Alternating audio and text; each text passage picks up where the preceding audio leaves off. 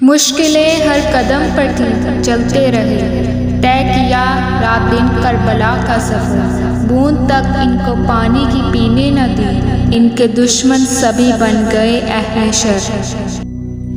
جناب عالی اور معزز سامعین، آج میں ایک ایسا موضوع بیان کرنے جا رہی ہوں جس کی نظیر دنیا کی تاریخ میں نہیں ملتی۔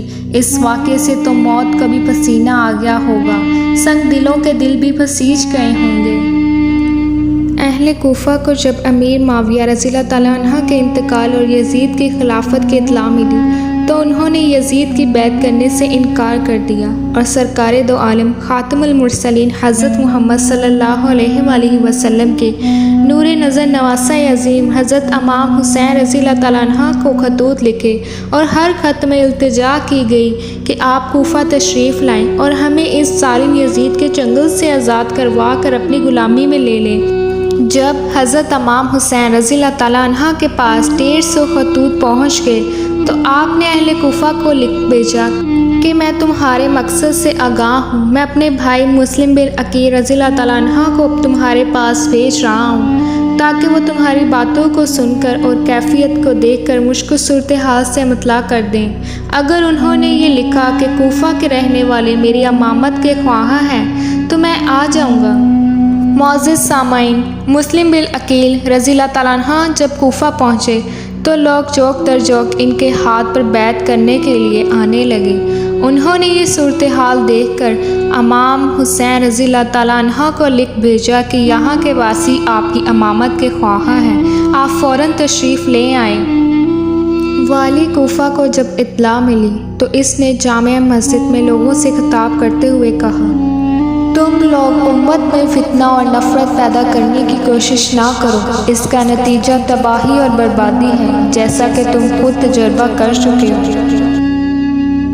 ایک شخص نے یزید کو خط لکھا کہ کوفہ کی یہ حالت ہے کہ یہاں حضرت امام حسین رضی اللہ تعالیٰ عنہ کے بھائی مسلم بن عقیل رضی اللہ تعالیٰ عنہ آئے ہوئے ہیں، یہاں کے لوگ ان کے ہاتھ پر حضرت امام حسین رضی اللہ تعالیٰ عنہ کے لیے بیعت کر رہے ہیں۔ اگر کوفہ کو تم اپنے پاس رکھنا چاہتے ہو تو کسی دوسرے والی کو بھیجو جو اس مسئلے کا حل کر سکے، نعمان سے کچھ نہیں ہو سکے گا۔ معزز سامعین، یزید نے نعمان کو معزول کر کے عبیدہ بن زیاد کو بصرہ کے ساتھ کوفہ کا بھی والی بنا دیا اور حکم دیا کہ فوراً وہاں پہنچ کر مسلم کو نکال دو یا قتل کر دو۔ ابن زیاد کوفہ آیا اور اعلان کیا کہ میں فرما برداروں پر مہربان اور فتنہ پردازوں کا دشمن ہوں۔ ہر محلہ کے جو رئیس ہیں وہ اپنے محلے کے نام لکھ کر مجھ کو دیں، اور جو اجنبی خراجی یا مشکوک آدمی ملے اس کو میرے پاس لائیں۔ ہر شخص اپنے حلقے کا ذمہ دار ہوگا۔ جس محلے میں کوئی باغی ملے گا اس محلے کے رئیس کو اس کے لیے دروازے پر پھانسی دے دی جائے گی۔ جناب عالی، قصہ مختصر یہ کہ مسلم بن عقیل رضی اللہ تعالیٰ عنہ مختار نامی شخص کے ہاں ٹھہرے ہوئے تھے۔ مختار سے بار بار مطالبہ کیا گیا کہ مسلم بن عقیل رضی اللہ تعالیٰ عنہ کو ہمارے حوالے کر دو، لیکن مختار نہ مانا اور مار کھاتا رہا۔ بالآخر مسلم بن عقیل رضی اللہ تعالیٰ عنہ نے نعرہ حق بلند کیا اور خود بھی میدان میں آ گئے۔ اس وقت ان کے ساتھ 4000 افراد تھے، مگر آہستہ آہستہ صرف 30 آدمی رہ گئے۔ ابن زیاد نے محمد بن اشد کو مسلم بن عقیل رضی اللہ تعالیٰ عنہ کو گرفتار کرنے کے لیے بھیجا۔ مسلم نے ان سے کہا، میں جانتا ہوں تم مجھے امان نہیں دے سکو گے، لیکن اگر میرا ایک کام کر دو گے تو میں تمہارا بڑا احسان مند رہوں گا، اور وہ یہ کہ حضرت امام حسین رضی اللہ تعالیٰ عنہ کو میرے حال سے آگاہ کر دینا کہ وہ یہاں ہرگز نہ آئیں، اور اگر روانہ ہو گئے ہوں تو راستے سے ہی واپس لوٹ جائیں۔ کوفہ والے اعتماد کے قابل نہیں ہیں، ان کے فریب میں آ کر اپنے آپ کو مصیبت میں نہ ڈالیں۔ محمد بن اشد نے کہا کہ میں آپ کی اس فرمائش کی ضرور تعمیل کروں گا۔ چنانچہ اس نے مضمون کا خط لکھ کر قاصد روانہ کر دیا۔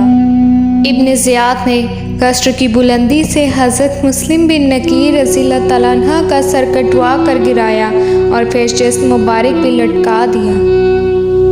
حضرت امام حسین رضی اللہ تعالیٰ عنہ نے مسلم کا خط پڑھا، لیکن مسلم بھی تو مصیبت میں گرفتار ہو چکے تھے، تو حضرت امام حسین رضی اللہ تعالیٰ عنہ نے کوفہ جانے کا فیصلہ کر لیا۔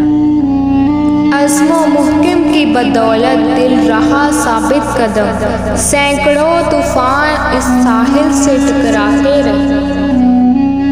معزز سامعین، حضرت حسین رضی اللہ تعالیٰ عنہ محرم 21 ہجری کو کربلا کے میدان میں پہنچے۔ یہ جمعرات کا دن تھا۔ ابن زیاد نے سعد بن ابی وقاص رضی اللہ تعالیٰ عنہ کے بیٹے کو 4000 فوج کے ساتھ حضرت حسین رضی اللہ تعالیٰ عنہ کے مقابلے کے لیے روانہ کیا۔ یہ محرم کی 3 تاریخ تھی۔ ابن زیاد نے عمر بن سعد کو لکھا کہ حضرت حسین رضی اللہ تعالیٰ عنہ سے یزید کی بیعت لو، ورنہ ان پر دریا کا پانی بند کر دو۔ چنانچہ یزیدی فوج کے 500 آدمی گھاٹ پر معمور کر دیے گئے۔ بوند تک ان کو پانی کی پینے نہ دی، بن گئے دشمن سب اہل شر۔ آخرکار جنگ شروع ہو گئی۔ حضرت امام حسین رضی اللہ تعالیٰ عنہ کے جانثار ایک ایک کر کے آپ کی حفاظت میں فدا ہو گئے۔ اب اہل بیت کی باری آئی۔ سب سے پہلے حضرت علی اکبر رضی اللہ تعالیٰ عنہ نے شہادت پائی۔ اس کے بعد سادات کے دیگر نوجوانوں نے دلیری اور سرفروشی کا عدیم المثال مظاہرہ کر کے شہادت پائی۔ حضور والا حضرت حسین رضی اللہ تعالیٰ عنہ میدان جنگ میں تنہا رہ گئے۔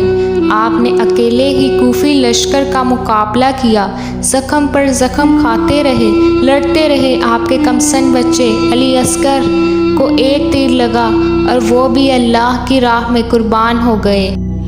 حضرت امام حسین رضی اللہ تعالیٰ عنہ کو پیاس نے ستایا تو دریائے فرات کی طرف رخ کیا۔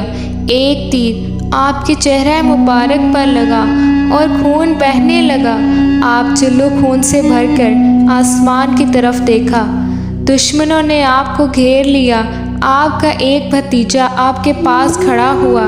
ایک شخص نے آپ پر تلوار چلائی تو بھتیجے نے اپنے ہاتھ پر روکی، ہاتھ کٹا اور جلد سے لٹک کر رہ گیا۔ حضرت امام حسین رضی اللہ تعالیٰ عنہ نے تلوار لے کر جس طرف مڑتے حملہ آور بھاگ جاتے۔ آپ پیدل ہونے کے باوجود شاہ سواروں جیسی شان سے لڑ رہے تھے۔ آپ کے ہاتھ اور شانہ پر تلواریں پڑی۔ ایک بدبخت نے نیزہ کا وار کیا اور آپ گر پڑے۔ ایک ظالم نے آپ کا سر تن سے جدا کر دیا، اور اس طرح اس عظیم مجاہد کی شہادت سے سانحہ کربلا کو اختتام ملا۔ کوثر یہ جام ساقی کوثر پلائیں گے، جو غم کرے گا عسکر و اکبر حسین کا۔ شاہ است حسین، بادشاہ است حسین، دی است حسین، دیے پناہ است حسین۔ سرداد ناداد دست در دست یزید، حقے کے بنائے لا الہ